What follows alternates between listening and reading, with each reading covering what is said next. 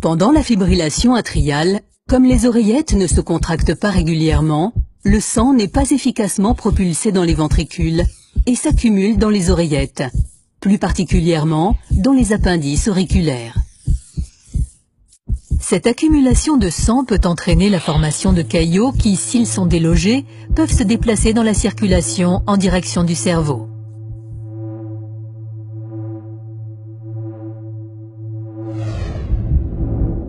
Le caillot, ou embole, peut obstruer des vaisseaux sanguins étroits, souvent l'artère cérébrale moyenne ou ses branches, et nuire à la bonne circulation du sang.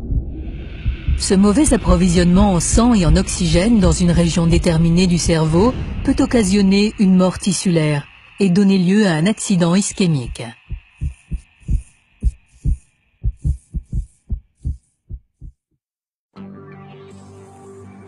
À l'instar de tous les organes du corps humain, le cerveau a besoin d'oxygène et de nutriments pour fonctionner correctement. Ces éléments indispensables au maintien de la vie sont acheminés au cerveau par le sang qui circule dans tout l'appareil circulatoire. Un accident vasculaire cérébral se produit lorsqu'une partie du cerveau cesse d'être irriguée, ce qui entraîne la mort des tissus et la perte de certaines fonctions cérébrales. Il peut être provoqué par un anévrisme, c'est-à-dire par la rupture d'un vaisseau sanguin, ou par une embolie résultant de la présence d'un petit caillot ou d'une petite particule flottant librement dans la circulation sanguine avant de se loger dans l'une des artères cérébrales où elle interrompt le flux sanguin. Selon la zone du cerveau qui est atteinte, un accident vasculaire cérébral peut entraîner des troubles de la parole, une paralysie, une inconscience ou même la mort.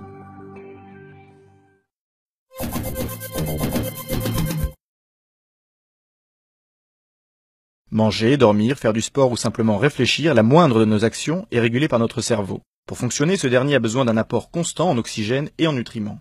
Un accident vasculaire cérébral ou AVC se produit lorsque cet approvisionnement est rationné ou interrompu. Conséquence, des cellules sont détruites conduisant à des lésions irréversibles du cerveau, voire à la mort.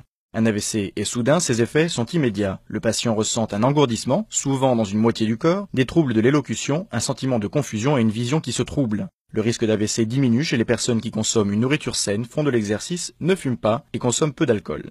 Deux types principaux d'AVC existent. Le plus commun, l'AVC ischémique, se produit lorsque l'afflux sanguin est bloqué par un caillot, du cholestérol ou une bulle d'air.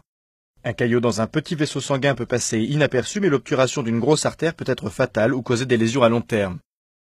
Un AVC hémorragique se produit quand un vaisseau endommagé éclate, causant des saignements pouvant endommager le cerveau. Moins grave, un accident ischémique transitoire ou éclipse cérébrale se déclenche quand l'afflux sanguin d'une partie du cerveau est coupé momentanément.